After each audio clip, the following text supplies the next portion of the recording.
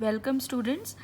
इस वीडियो में हम कक्षा 10वीं के चैप्टर 6 त्रिभुज के सवाल हल करेंगे। एक्सरसाइज 6.3 के इसका 11वां सवाल देखिए।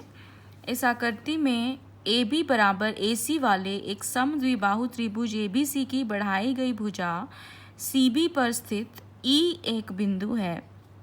यदि ए डी बी सी के समलंब है, प्रिपेंडिकुलर है, और ई एफ ए सी के प्रिपेंडिकुलर है, तो सिद्ध कीजिए कि त्रिभुज ए बी डी समरूप है त्रिभुज ई सी एफ के। तो अब इसमें देखिए, हमें पता है कि कोई भी यदि समद्विबाहु त्रिभुज है उसकी भुजाएं ए बी ए सी यदि बराबर हैं तो उनके सम्मुख कोण भी बराबर होंगे। तो ए बी बराबर ए सी, यहाँ से हमारे पास क्या आ जाता है कि कोण बी और कोण सी आपस में बराबर होंगे। ए बी के सामने वाला कोण सी बराबर कोण ए सी के सामने वाला कोण बी।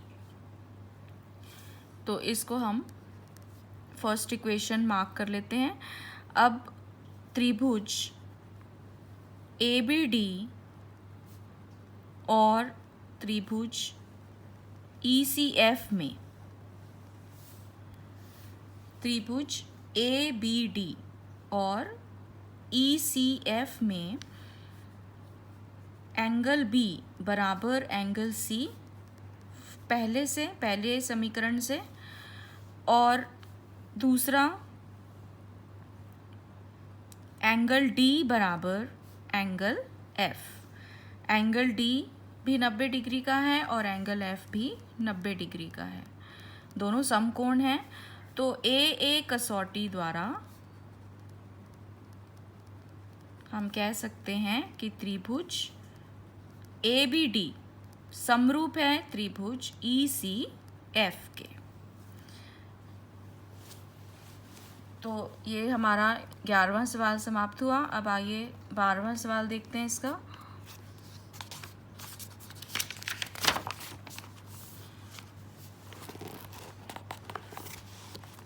अब 12th क्वेश्चन में हमें दिया हुआ है एक त्रिभुज ए बी सी की भुजाएं ए बी और बी सी तथा माध्यिका ए डी एक अन्य त्रिभुज पी क्यू आर की क्रमशः भुजाओं पी क्यू और क्यू आर तथा माध्यिका पी एम के समानुपाती हैं। यानी कि इसमें हमें ए बी बटा पी क्यू बराबर दिया है बी सी बटा क्यू आर बराबर माध्यिका ए डी बटा माध्यिका पी एम के। ये हमें इसमें दिया हुआ है, गिवन है। और हमने इसमें क्या दर्शाना है कि त्रिभुज ए बी सी समरूप है त्रिभुज पी क्यू आर के। तो अब इसमें देखिए, सबसे पहले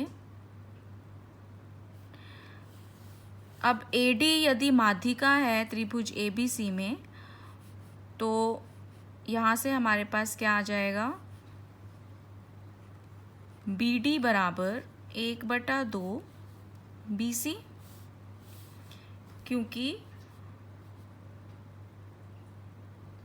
माध्यिका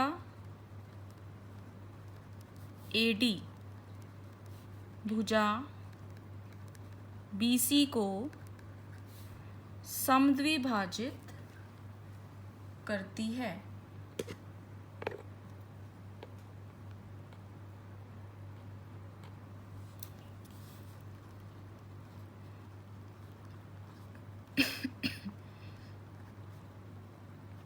और इसी प्रकार दूसरे त्रिभुज में क्यू एम वो होगा 1/2 क्यू आर के, क्योंकि इसमें भी माध्यिका पी एम जो है भुजा बी सी को, भुजा क्यू आर को समद्विभाजित करती है।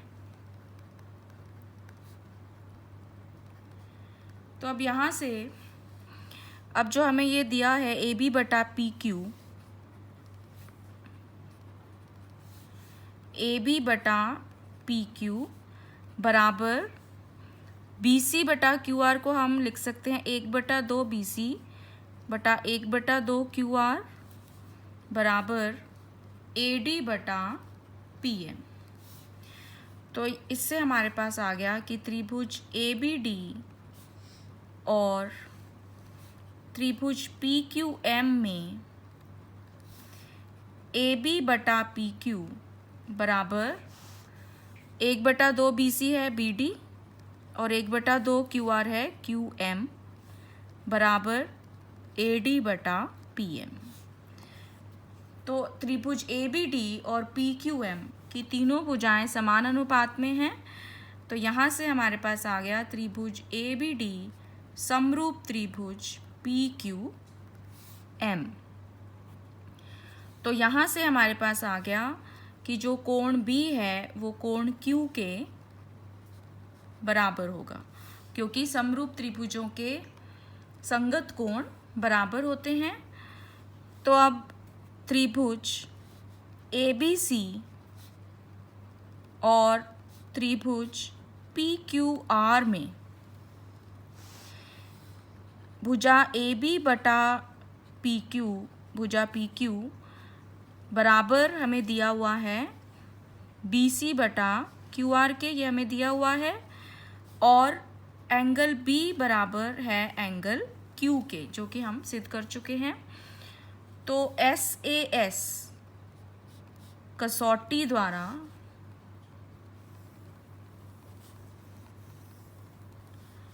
त्रिभुज ABC समरूप हुआ त्रिभुज PQR के।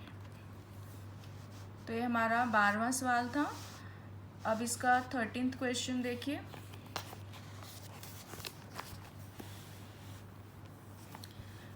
अब 13वें सवाल में हमें दिया है एक त्रिभुज ABC की भुजा BC पर एक बिंदु D इस प्रकार स्थित है कि कोण ADC बराबर है कोण BAC के। दर्शाइए कि CA² बराबर CB गुना CD। तो अब इसमें हम आकृति बनाएंगे। तो इसमें हमने एक त्रिभुज ABC बनाया, एक बिंदु D लिया भुजा BC पर, AD को हमने मिला दिया।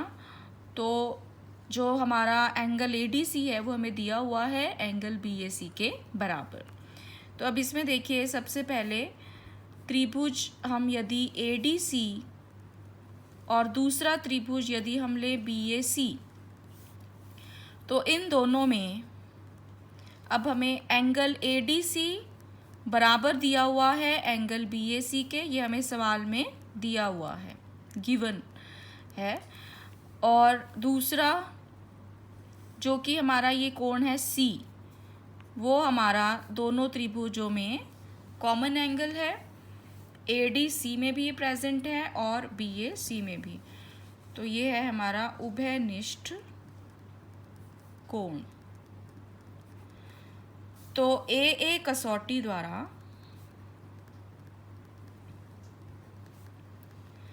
त्रिभुज ADC समरूप है त्रिभुज BAC के। तो यदि दो त्रिभुज समरूप हैं तो उनकी संगत भुजाओं का अनुपात बराबर होना चाहिए। तो ADC जो ये त्रिभुज है ADC, इसमें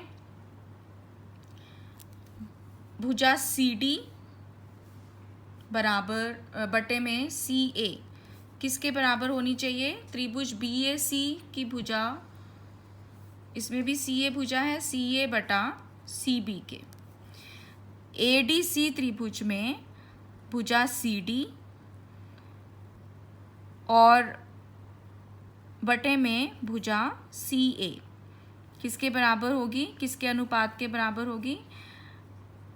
BAC में जो भुजाएं हैं CA और बटे में CB के। ये हमने इस तरह से लिखना है ताकि हमारे पास जब हम इसकी क्रॉस मल्टीप्लाई करें तो यहाँ से हमारे पास ये रिज़ल्ट आ जाए।